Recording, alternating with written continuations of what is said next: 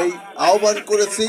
আপনারা যে আমাদের আহ্বানে এতটা সাড়া দিয়েছেন, এই জন্য আমি নিজের পক্ষ থেকে, উপজেলা বিএনপির পক্ষ থেকে, পৌর বিএনপির পক্ষ থেকে, বিভিন্ন অঙ্গ সংগঠনের পক্ষ থেকে আপনাদের ধন্যবাদ, অভিনন্দন এবং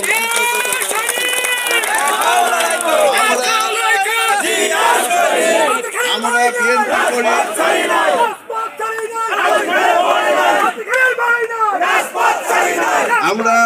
আমি দুটো বিষয়ের উপরে, আজকে শুক্রবার জুম্মার দিন, আর আমরা কোনো খাওয়া দাওয়ার আয়োজন করি নাই। আমি দুটো ঘোষণা দিয়ে আমার এই বক্তব্য এবং এই মিটিংয়ের সমাপ্তি ঘোষণা করব।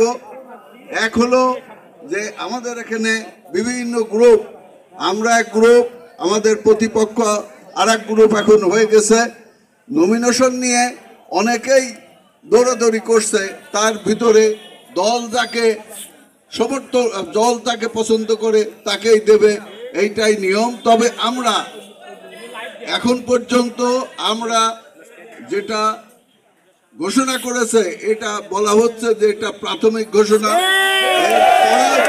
কিছু পরিবর্তন হতে হবে। কোথায় পরিবর্তন হবে আল্লাহ জানে আর দল জানে, আমরা তো জানি না। আমরা শিডিউল ঘোষণার দিন পর্যন্ত আমরা অপেক্ষা করব এবং শিডিউল ঘোষণার পরে যে প্রার্থী দল দেবে আমরা তখন আপনাদের ডেকে, আমরা ছাত্র দল, বিএনপি, পৌর বিএনপি, অঙ্গ সংগঠন, শ্রমিক দল, কৃষক দল, সবাইকে ডেকে আমরা তখন সিদ্ধান্ত নেব যে আমরা এই পরিস্থিতিতে আমাদের কি করণীয়, সেইটা আমরা সিদ্ধান্ত নেব। এবং ওই দিনে